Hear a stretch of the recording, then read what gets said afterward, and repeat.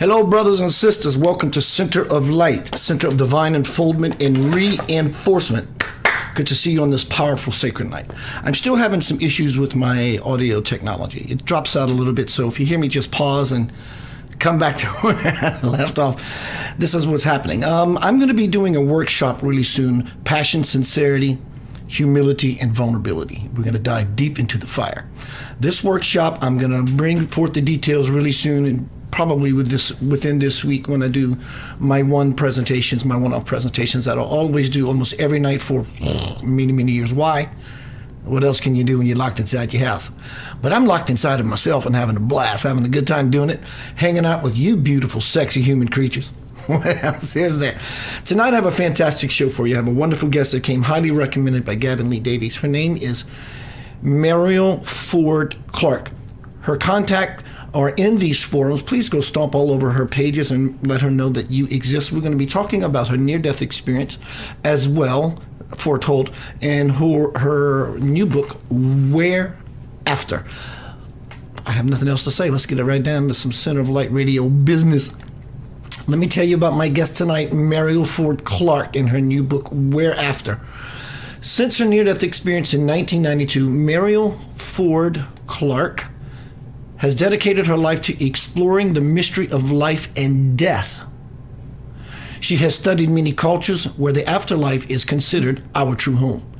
From the various research gleaned, she now understands that a belief in an afterlife determines and impacts on how one grieves. Anecdotal evidence from many of her workshops showed a prevailing common theme. Participants who believe in an afterlife manage their grieving process, I would agree with that, in a healthier and more integrative way. For others, the afterlife is of no concern, with death being the cessation of all life and communication. Without any further hesitation, welcome to Center of Light, dear.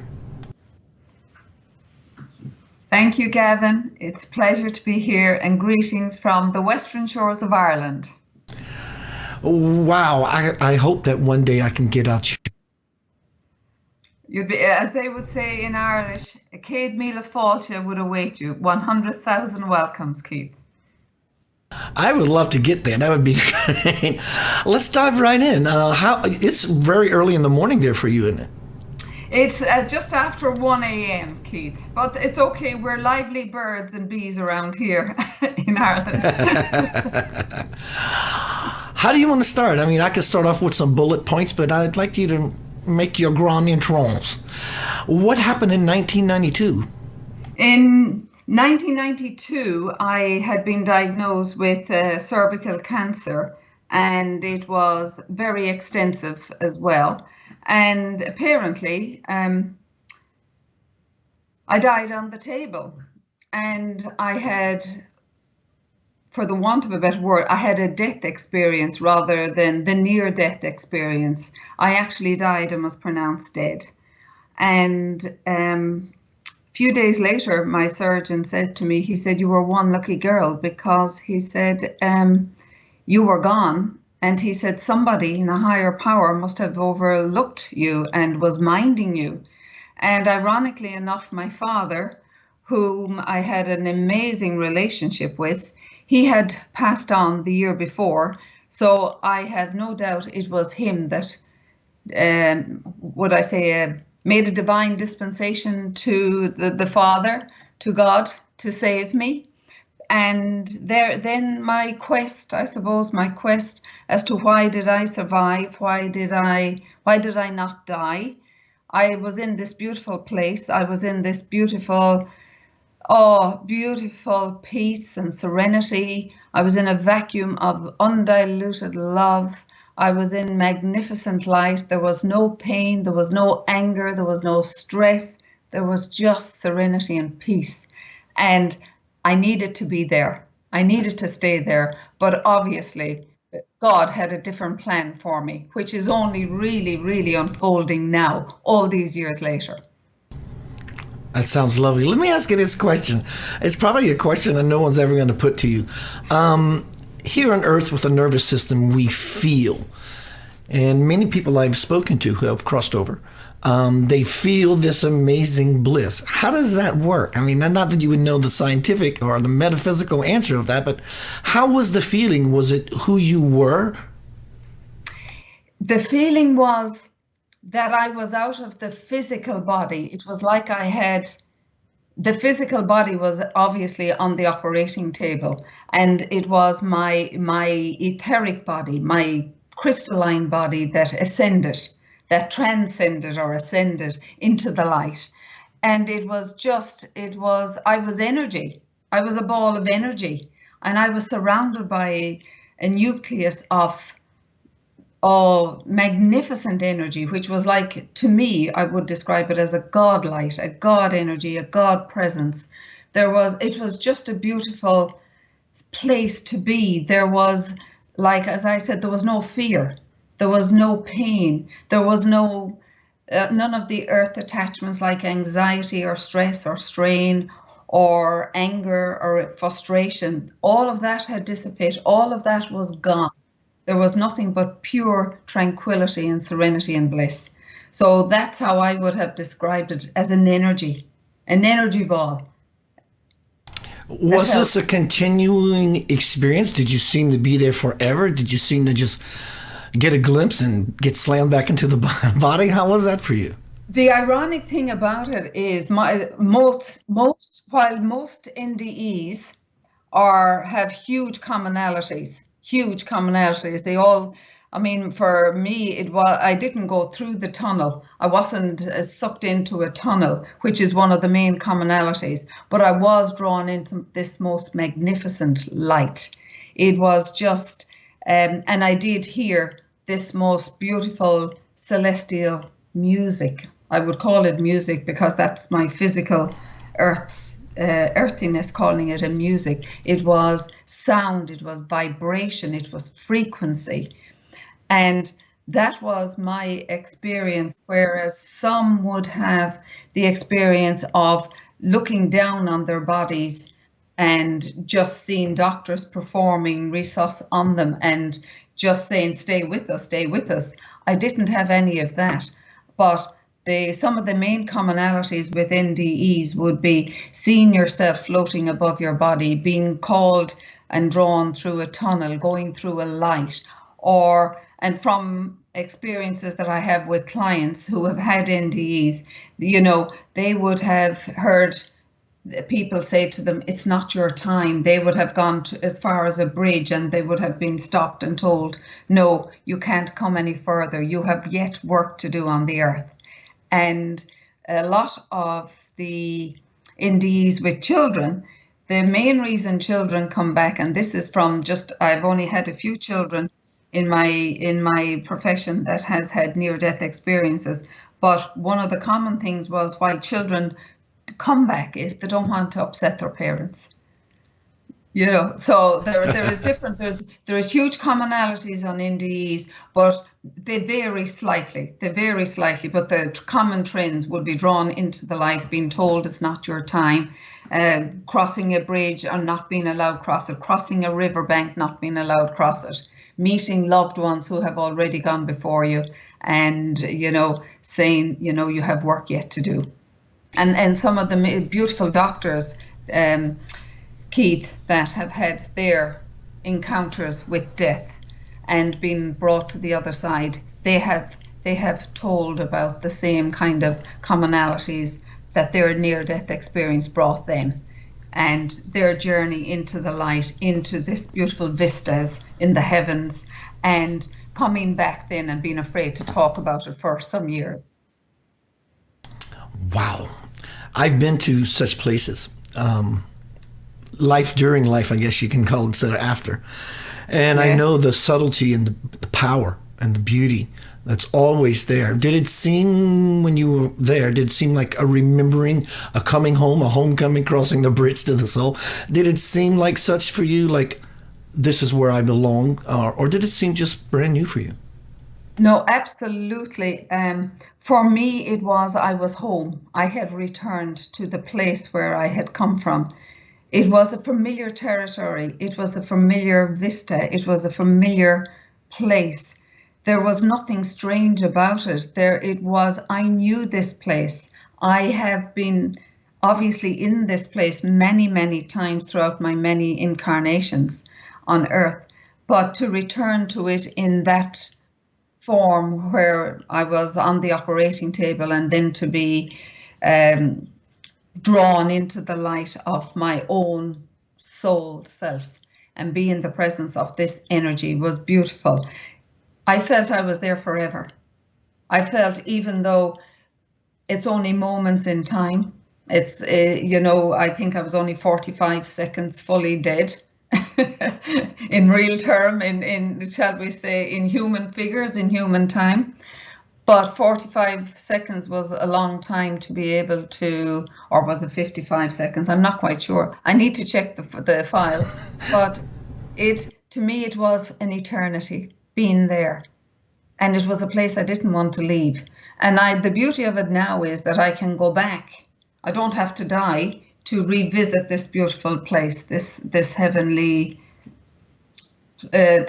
paradise, or this nirvana. I don't have to go there in a death process. I can go there through meditation. I can go there when I have my out-of-body experiences at night. I go back home. I call it a returning home to that place where I belong.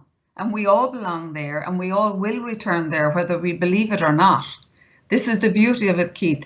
Even people who do not have a belief in any faith path or any religious attachment to anything, whether we are religious or not, whether we are rich or poor, all of us make that journey. All of us make that transition where the soul leaves the body and crosses over into the eternal now, for as long as we choose to be there, until we master and maybe learn more of the lessons that we need to maybe, deal with, that we haven't dealt with in this lifetime. And maybe we decide then that maybe we need to learn about forgiveness. Maybe we need to learn how to be more compassionate. Maybe we need to be less materialistic, So then when we have those maybe mastered on the other side with our guides and angels and our counsel, then we can decide, maybe I'll go back and I'll give it another go. Maybe I'll go back and maybe I'll do a better job this time.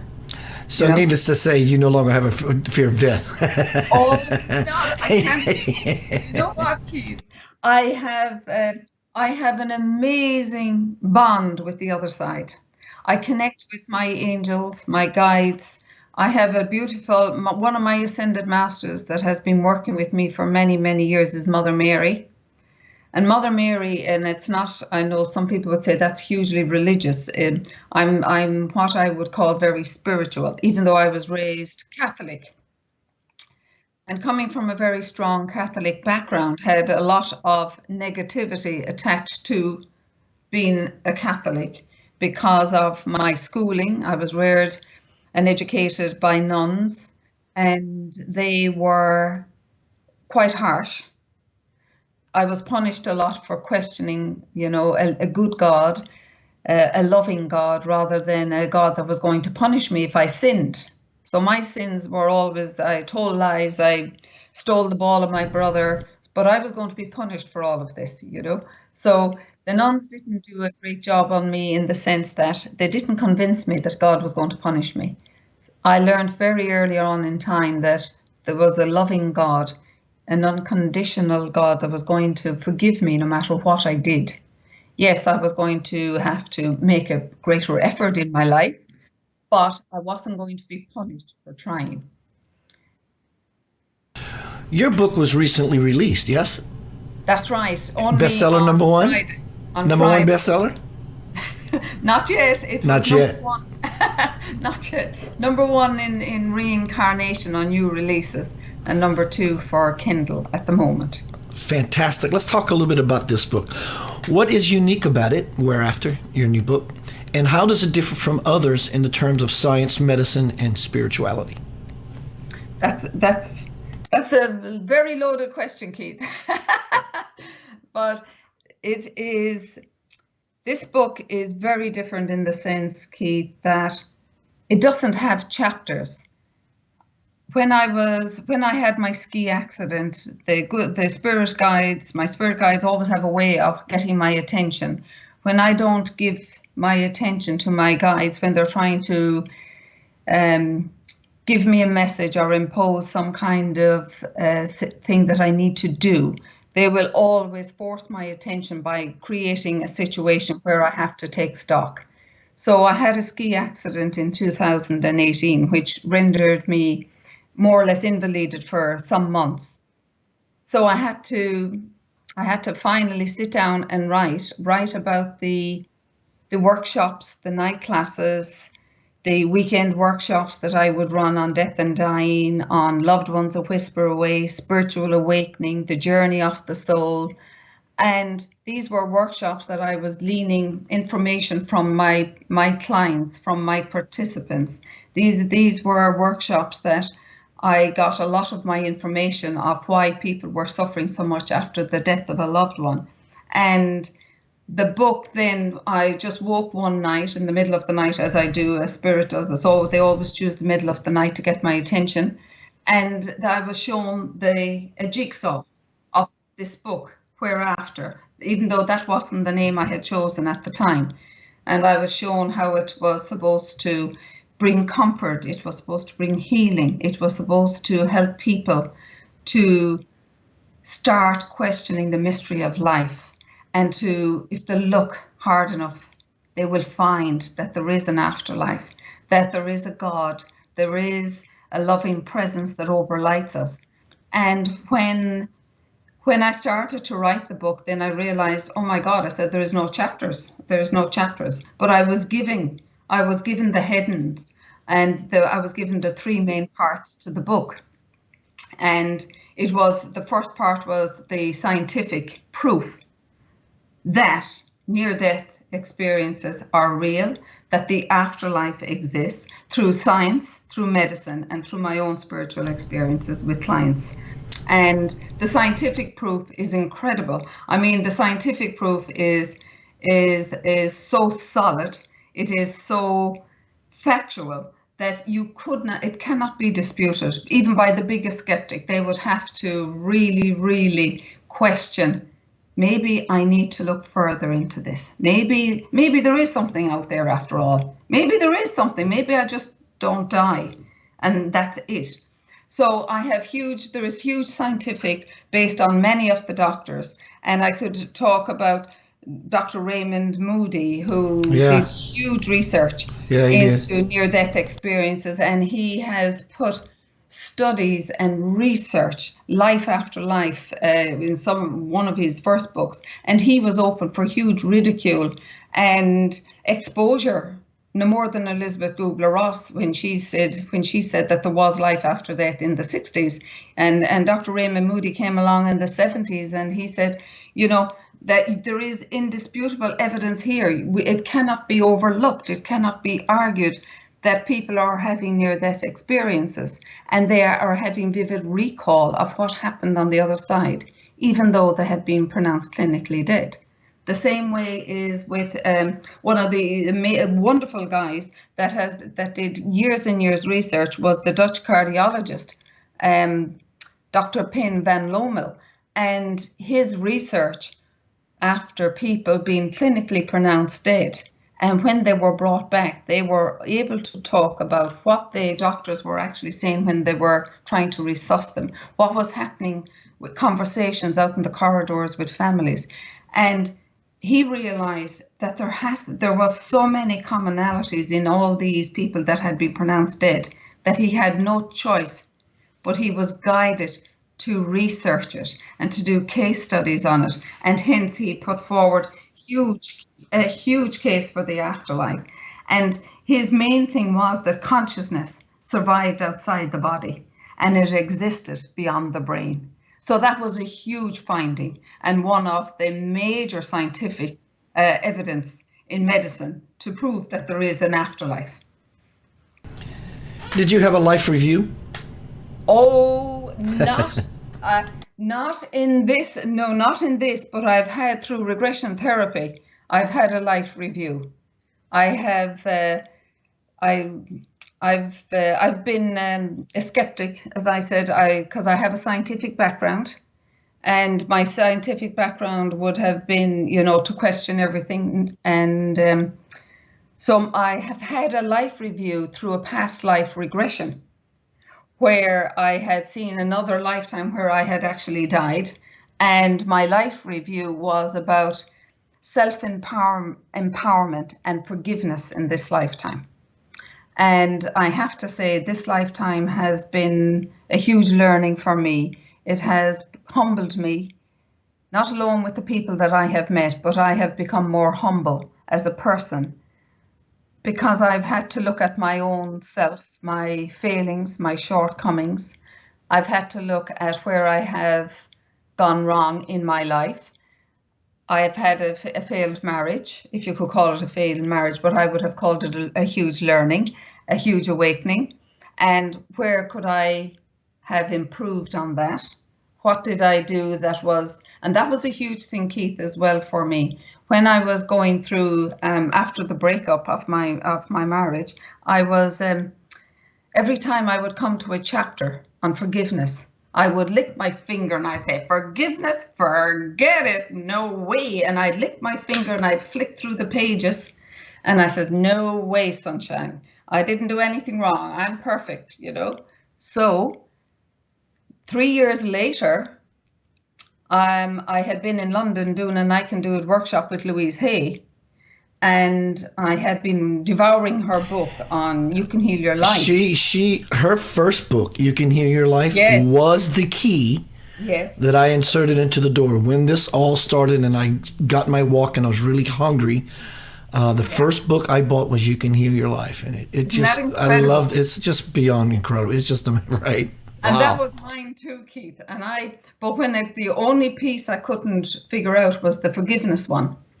And I met her in London. I had done a workshop with her then. And then she says, well, honey, she says, this is what we're here for. You must forgive, honey. So honey went home, Mariel went home, and I tried and tried, and I just had to put the book away. I said, I can't do it. But then one morning, early in the morning again, I pulled the book out from under the bed, and I started to read the forgiveness. And it was asking to go to a mirror and look at yourself. Look through your eyes, the windows of your soul, and forgive yourself, first of all. And that was when my heart cried for joy for the first time in years. I had finally forgiven. It was myself. It wasn't my ex-husband. I had forgiven myself for me, for my failings, for my fault. I suddenly realized I was blaming all the wrong people. I needed to forgive myself, which was the biggest gift. And that was my turning point. And also it was part of my healing journey. So hence I went forward, putting forward workshops on love and forgiveness. And that's why I have love and forgiveness as well as one of the main themes towards the end of the book, because nothing exists without love. And I realize now that nothing is healed without forgiveness. Yeah, when we forgive, it puts the power right back in your lap, doesn't it? In your heart, rather, in your consciousness, in your hands. Then we can wield it and mold it and use it however we need to cast out spells of love and bring about anything we want, healing and all these wonderful cookies. And I have just some amazing stories in Whereafter, where forgiveness. One of the ladies, Eva Moses Core, how she forgave her Mengele for what he did to her sister and herself, because they were one of the 3,000 twins that went through Auschwitz at the time, and how she could 50 years later, even though it took her 50 years later, Keith, to forgive. That was her day of freedom, when she stood at the concentration camps and the gas chambers, and she finally forgave him, because she said she no longer wanted to carry him in her mind and in her heart. It was incredible, There's some lovely stories. There's another one about Nelson Mandela. He stood at the door. He said that the day he was being released, and he said, as I stand here on the doorway of my freedom, I realize if I carry all this anger and resentment and pain, I am still imprisoned. So, there's some lovely pieces as well. People find it hard to forgive because they think, and from what I understand from my workshops with people, they feel if they forgive somebody, it's like you're forgiving the perpetrator, or why should I forgive them? But what they don't realize, forgiveness, it's a gift that you give to yourself. It's about liberating your own self. You don't carry the monkey on your back or that hammer in your head any longer. You are liberating, and there's nothing as sweet as forgiveness. It's the best pill of all. Everyone, Keith Anthony Blanchard here. My guest tonight is Miss Mariel Forde Clarke. And I forgot the E at the end of her last name, my Jeez. Having a great time with this illumined lady who has a wonderful brand new book out right now called Whereafter. The link is in these forums. So we don't have to be religious to have an afterlife experience. Of course not. Because when you're non-religious and you do cross over, you'll figure that out for yourself. What was re-entry like? Back into the body. Can you share any of that, or do you recall any of that, or was it bang and then bang, you woke up again in here in the room, or how did that work for you? It's funny, Keith. For me, mine was a very gentle and subtle. I've had more of a bang and a pull into the body when I've had an outer body experience, say at night when I'm traveling astrally into the inner planes for maybe more guidance or more training from my spirit guides. I would have more of a pull back into my body, like as if I'm just about to sink. I think when I have my silver cord is stretched to its limits, where I have gone way beyond the parameters of my limitlessness, that I'm pulled back, and that's the catalepsy, where you're just shunted back into your body. But I didn't have that. I've had that when I have some outer body experiences at night, but I didn't have it when I had my near-death experience. What I had was a beautiful feeling of serenity, and it's okay for me to go now. I didn't have that pull and sensation that some have. An awful lot of NDEs experiencers, they would have that catalepsy where they're shunted back into the body, or they feel all of a sudden that they're pulled. There is this huge pull, and they're back in their bodies. They're no longer hovering overhead, seeing it like a motion picture. They're pulled back into their body, and then they're breathing again, and they realize that they're alive again. But I didn't have that one. Because all of them, while they're all very different, the commonalities are hugely the same. Did you feel the contrast of being so light and airy-fairy to when you were conscious of the body, the density of the meat suit?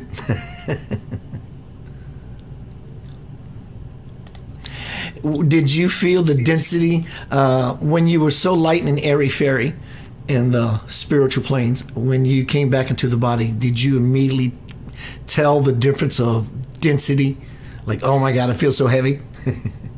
Actually, no, Keith, because I suppose I was so, when I came back into the physical body was in a lot of pain, and I had extensive surgery, so it was the pain. I remember coming back into the body of pain, and that wasn't a nice experience, because even though I know I was given all this morphine, but there was still that feeling, that serenity, that love, that it consumed me. It went everywhere with me, even in the months that followed when I was in recovery. That feeling, and I wanted to experience it again. I wanted to go back into that time zone. I wanted to go back to that land of bliss, that vacuum of Godlight. I wanted to go back and experience it. And that's when I started to do a lot of meditations. That's when I started to realize that I was having these, that I could go out of my body at night. Or sometimes you can have a deja vu during the day where I might, be a little bit blank, and all of a sudden somebody's talking and say, "Did you hear what I said?" And I'm saying, "What? Did you, I'd be having one of those moments where I'd be temporarily, and that's when my soul would be actually telling me that I need to send a prayer or do something or pay a visit to somebody. I find that this is happening more and more as I'm becoming more connected with spirit, more connected with my celestial body. I'm beginning to be drawn more out of my body, even during the day and somebody will come to mind, and I will know that it could be a friend, it could be, because I have an Earth Angel request list, for healing. So somebody on that list may need an extra prayer, an extra mantra, and I will be drawn to that person. I'll get an image of them, and I'll know instantly that I need to do something extra when I'm doing my healing work in the evening. At night, it's probably not a problem whatsoever for you to immediately just launch. Can you do this at will? I mean, you did sort of say that just now, but this is one of my favorite subjects, really. Actually, I would say it's largely responsible for me being who I am, doing what I do, and why I do it. It's because I want that spiritual liberation. When I go to sleep at night, the cosmos just opens up, and I gallivant and I travel wherever I want. Sometimes I have to focus and think about what I want to happen, but often I'm put into a situation where I couldn't have chosen any better. I'm watching a celestial event, I'm watching or speaking with deceased loved ones, or I'm hanging out with an ascended master, Satya Sai Baba, Yeshua, whoever, and I go through these different layers in these spiritual planes. Is this very easy for you? In other words, when you close your eyes, it's a done deal. You're going to be somewhere consciously? No, not really, Keith, because I have many projects on the physical plane. Sometimes if I'm overstressed or if I'm anxious, when I am not in my calm Zen mode, then I know this night and tonight I won't be going nowhere. I will be just stuck in the physical body, even though I know very well that my spirit body will rise and my soul will go into the inner planes. But that if I'm very stressed, I will block that surrender that's in me. I will block it because I'm too stressed. I will block it because the mind has clogged my beautiful energy field. And the mind is our servant, and we must never forget that, and we are the master of the mind. So sometimes, because I live in this physical body, my mind can get clouded. It can get overactive with things that are not really important, like finances. Like, did I strip the beds? Did I wash the sheets? Human stuff. Or have I the food in the fridge? Human stuff. The human stuff, yes. But then when I meditate then, and when I'm in, say, with my tribe, when I'm with my circle of friends, when we meditate together, maybe for full moons, we'll have full moon ceremonies out in beautiful fires lit in the wood, and and connect with nature, connect with spirit, and then connect with the elements, and then connect with the universe. I know those are the nights that I will be very happy, and I'll be in the inner planes, and I will be meeting, as you said, spirit guides. My Mother Mary is one that is huge for me. Mother Mary is incredible. She has journeyed with me many, many, many years now. And I have a guide called Adama, who was part of the Lemurian high priest. And when I was in training in Mount Shasta many years ago, Wow. yeah, a fabulous portal of light there. It's one of the portals of Archangel Gabriel, and in Mount Shasta. But the one of the tribes of Atlantis ended up there in the beautiful mountain of Mount Shasta. And it's a place that's on my bucket list. I shall go back. It is such a beautiful, sacred, holy place. So he gives me a lot of guidance as well, Adama. And ironically enough, his the picture that I had seen in my dream and in my vision that was presented to me was the exact same when I found his photograph or his picture in Of one of course the it was. in Mount Shasta the day before I went home. Incredible, you know. So yeah, and as I said, Keith, it's not always easy. I just can't go to bed tonight, and I'll be too excited tonight. There'll be nothing happening tonight, I'm afraid, Keith, with me. You'll have me all my energies all over the place. But When yes, we it is a lovely feeling to be able to know that you're leaving your body. But I also must say, I never go to bed without asking my angels and guides to protect me during my dream and sleep state, because we have to make sure when we are in this spirit body that it's protected. And when we go into the inner planes, there is lots of interference out there as well. And there is heavy energy also that we must be aware of. So I would never, ever, every night my mantra is that I am safe and that my guides are with me, and that I've Archangel Michael and his Legion of Light keeping me safe during my dream and sleep state, so that only that which is of God light will enter my energy, my space, and my aura. So that is so important for me. So that mantra is part of me going to sleep at night.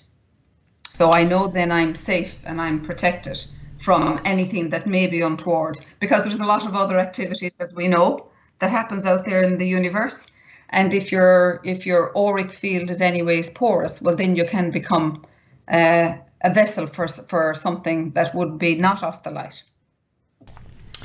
explain after death communication that happens through dreams and visitations, as well as how do we know that we're getting signs from our loved ones who are home? Okay. For me personally, first of all, apart from all the scientific studies that are there to prove in afterlife communication happens, I have had so much communication from the afterlife myself personally that, I mean, as I said earlier, I was always a bit of a skeptic because of my science background. But I had, my father came to me the year after I had my surgery, because I had intended to end my life. And I just felt I couldn't survive living in this human vessel anymore, and that, you know, I had had my major surgery and my marriage was on the rocks. So I felt the easiest way to handle it was just to end it. So I had intended to end my life, and the night at about 2 o'clock in the morning, I was going to the door, and my father, who had passed the year before, his whole face appeared on the door, and he had major big hands, and he had a pet name for all of us in the family, and he said to me, "Molly a Cujin, keep your powder dry." And Molly was his pet name for me, and a Cujin is a term of endearment in Ireland.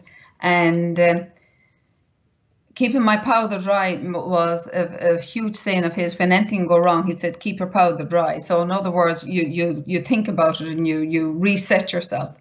So that was about 2 o'clock in the morning, and there's about 5 o'clock in the morning, 5:10, I suddenly realized what I was going to do. I had 3 babies down in a bedroom, and I had not given any thought to what I was going to do. It was my dark night of the soul, for sure.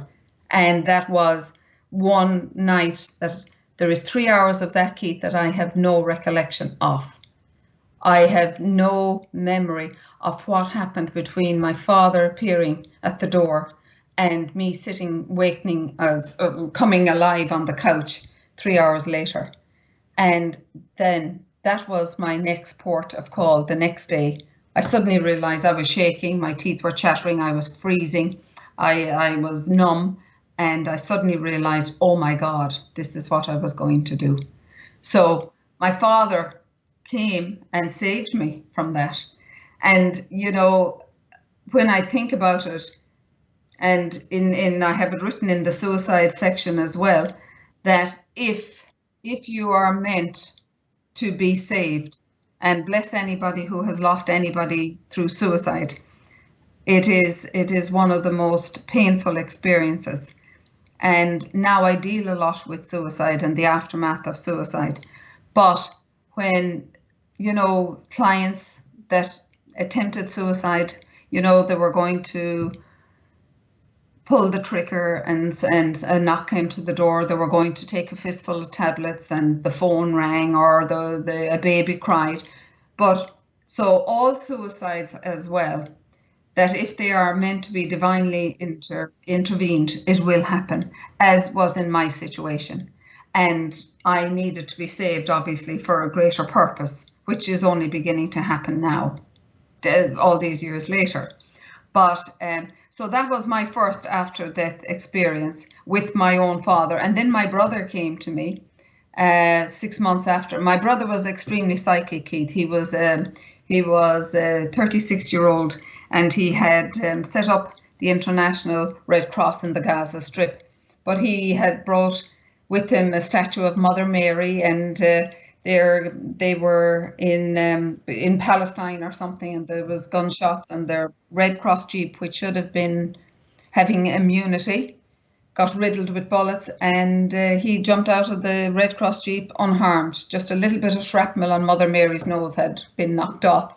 But when he had told me 3 weeks before he died that something was going to happen, that was going to change the whole dynamics of our family.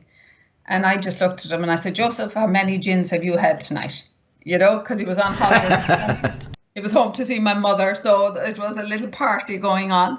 And he said, no, something was going to happen. But little did I realize, 3 weeks later, he had passed on himself. He had had an aortic aneurysm, and he died. He had discharged patients that morning. He had dictated letters, and he came home, and he was no longer with us. So, but he had come to me 6 months later, and he always knew I was he was very psychic himself.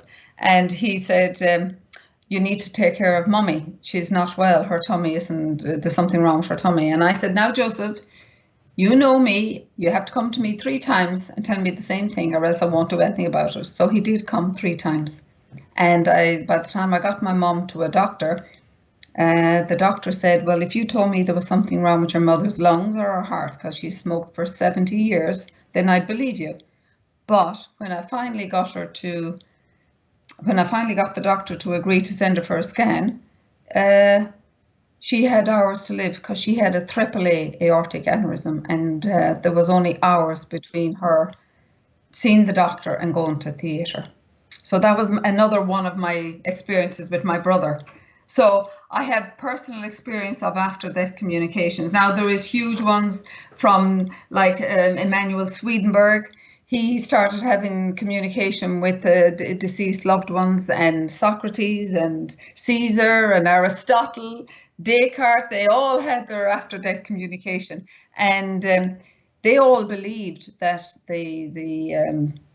that the soul was the most psychic part of the human experience, and they believed that there was always room for after-death communication. And Swedenborg proved that time and time again. And I'm sure, Keith, you heard the story about the Countessa, who had this beautiful piece of silver jewelry given to her by her husband, and the silversmith. No, you never heard that. That's one of do tell. That's one of Swedenborg's great stories. And the Countessa was being hounded by the silversmith that your husband did not pay for this very expensive piece of jewelry. And she contacted Swedenborg at the time, and he said, give me a few days. So 3 days later, he contacts the Countessa, and he said, well, I've talked to your husband last night, and he said it's upstairs, and it's in the writing bureau, and it's in the drawer, and she said, I've already tried there. No, he said, but he said, pull out the drawer, there is a secret flap at the back, and there you'll find the receipt. And there they found the receipt. There was the receipt. Same thing with Elizabeth Kubler-Ross. These are all like prominent people who have experienced after-death communication. And Elizabeth Kubler-Ross, one of her clients, one of her patients, I forget her name, oh, Mrs. Schwartz. She had died 10 months previously. And at that time, Elizabeth Kubler-Ross had been ridiculed about her experience with death and dying and believing in the afterlife. And she was going to give up her work. And this Mrs. Schwartz said to her, please do not give up your work. People need to know that there is life beyond death. And she got her to write her name. She thought she was imagining. She got her to write her name on a piece of paper and the date. And it was later confirmed that this Mrs. Schwartz, that was her handwriting, and it proved to be the date that was 10 months later past her death. So there's lots of after-death communication. I could go on and on, Keith. I've had so many experiences myself with others, but I better not bore you. Let me ask you this. Can you explain what the soul journey, soul loss fragmentation is? What is that? Okay. The soul journey, Keith, is, I'm sure you, from your own experience, the soul journey is what makes us sing in this life. The soul needs to sing, the soul needs to be nourished. And in order for our souls to be nourished, we need to do things that makes us happy. Now, I know in today's climate and environment, that's quite hard. But we also need, the journey of the soul would be that what we have not completed in this lifetime, we will eventually decide, it's our own decision to come back and to face the same challenges. But next time, hopefully we'll be in a stronger position to take on the lesson that we didn't master or the unfinished business in the previous lifetime. So doing what we love actually allows the soul to participate in the human earth experience. Otherwise, it's simply suppressed and stifled. So, yes, would you agree with that? I would certainly agree with that from my experience, yes. I mean, so many people are in jobs that they hate. So many people are in relationships that are dysfunctional. So many people are unhappy with life. There's so much stagnation. And if we have stagnation, the soul becomes tired. The life force, the chi in our cells become blocked. So we are blocking the natural chi, which should be of love and light. And I know it's easier to say love and light when things are going well, but when things are not going well, that's when we can become fragmented as well. The soul can become fragmented through trauma. If we've had traumas in our life, like, maybe a divorce or a separation, a bereavement, a loss of a job, loss of a limb, loss of, say, earnings. When we, all of these losses, okay, also, I'm just being reminded now by Spirit to say, when we have surgeries, we can, if the surgery is intensive and extensive, we can fragment part of our soul during that because it's another trauma which is attacking the body. That's why when somebody that I would know, Keith, would be going for surgery, I will always ask their angels and guides to pave a way before them so that everything, even in the corridors that the trolley is being wheeled, that the patient is being wheeled through, the doors that the patient is being wheeled beyond, and that the room that the surgery is taking place is held in God light and Christ vibration. And I will send the purple violet flame of Archangel Zadkiel and Saint Germain to dissolve and transmute any negative energies.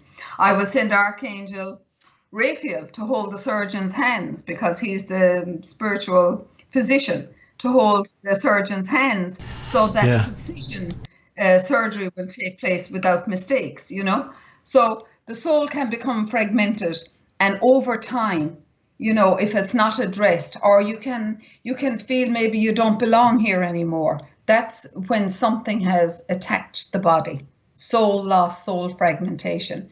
Sometimes if we resort to maybe drugs, alcohol, sex, gambling, that's an indicator that there is something after happening to our soul, that it has become dented and we need to address it. We need to go to somebody that can retrieve the soul. Not all people would agree with going to soul retrieval, because it's not for everybody. While I have done a lot of soul retrieval as a shaman, some people are skeptical about it as well. But then I will always say, if this is not for you, there will always something else will present itself. Could be counseling, it could be psychotherapy, it could be EMDR, it could be any of those other modalities that will bring healing to the person and retrieve that part that has been fragmented and bring it healing. So living a life of doing what we love is the sole, SOLESOUL, reason for the incarnation in the first place. And in so doing, happiness, abundance, love, peace begins to dwell within oneself. That's amazing. And you see, when we are in that state of, it's very hard in today's climate though to find that. People would often say to me, Keith, oh, isn't it well for you? You have it all sewn up. Everything is just tickety-boo. And it's not. I have to create that space myself.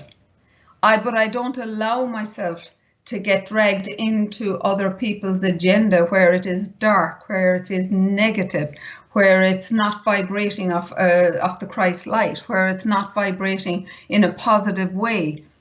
I no longer watch the news anymore. I found that was too distressing.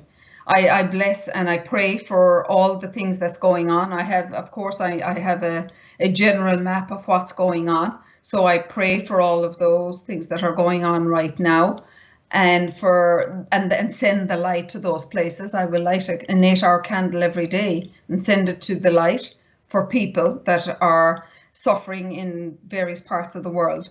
But I don't allow myself to get caught up in the negativity, the entire negativity, because it is beyond my control. All I can do is send it blessings, send it healing, send it love, send the ministers of the country, send the presidents of the country, send them love and blessings, even though sometimes I feel like sending them quite the opposite. But I try and send them love and light and blessings so that they will make better decisions, so that they will guide their people in a more holistic, integrative way, rather than always kind of, power hungry and greed and spinning this dreadful negativity that is impacting on the minds of so many like-minded people. Out of all the workshops you've done over the years on death and dying, and I know you have, and I have as well, on many levels and areas in life, what is a common thread that lies within all people, this fear? What is the fear theme that keeps resounding, keeps showing up, that you find to be a common thread through people who surrounding the subject? I suppose for me, what I've discovered, Keith, is people are just so terrorized of actually dying. And it's not just for themselves, it's for their loved ones, and they're hoping that it will never come to their door. The simple fact of life, it's inevitable. All of us will face our transition. But if people could, it's the fear of the unknown as well, Keith. It's the fear of not knowing that life continues beyond the physical body. The Eastern philosophy is, and then in the Buddhist tradition, birth, death, and rebirth. There is the cycle of life, there is the cycle of the soul. We come round time and time again until we reach that state of illumination or divine perfection, when we can say we don't have to return to earth again. But what I find, it's just the fear. And I remember one of the workshops that I ran, Keith, and I handed them all a piece of paper, a blank piece of paper. And I asked them, okay, I had, I think, 33 participants that night, and 33, sacred number. And I said, okay, I want you all now to write down the day, the date, and the year, and the time, if you can, of when you'd like to die. Right? So they all looked at me, and I had my piece of paper, and they thought I was writing, and the debate and the discussion that opened up afterwards was incredible. So the point I was trying to make was, if you were given a choice of when you wanted to die, you were never going to make that choice. You were never going to pick the year. You were never going to pick the date or the month or the time. So this is what happens us when we go through the veil of forgetfulness. When we come from source and we have this incarnation and we take on the human body as the vehicle, we have forgotten what our sacred contract was, what we signed with our Council of 12 on the other side. We forgot that we said we were going to experience pain, we were going to experience loss, we're going to experience poverty, we're going to experience abuse, maybe sexual, maybe physical, we're going to experience drugs, because if we knew what we were signing up for, the little blueprint, I'm telling you, as I said many times to the good Lord, I should have read, the next time I'm going to read the little print, like the banks. I'm going to read the little print. How is your phenomenal book, Where After? How is that helping people in their process, be it grieving or alleviating any fear about death? How is this powerful book changing people's lives?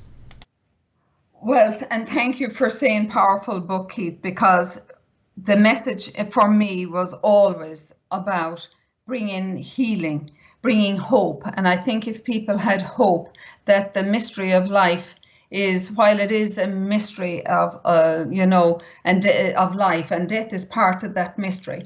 And if people are looking for comfort, they will actually find it through those pages, and that they will see that life is part of death and death is part of life, and they're all interwoven together, and that we have a purpose when we come here.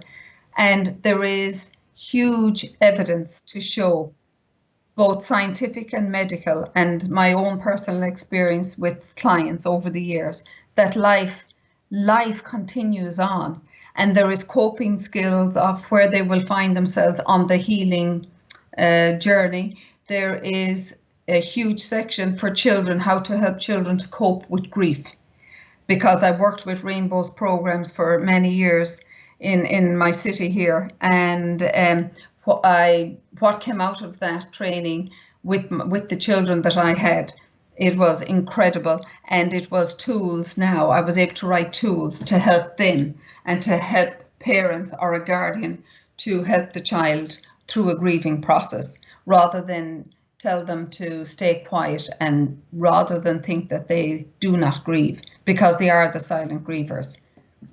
So Where After it has many nuggets of love, of healing, of hope. And if you are even the biggest skeptic, you cannot but take note that there has to be something. And I'm hoping also that Where After will bring them on a journey of self-discovery and self-awareness that life does not end with physical death, that there is an outward journey, that the soul exits the body. Like you take the engine out of your car. If you take the engine out of your car, it's going to go nowhere.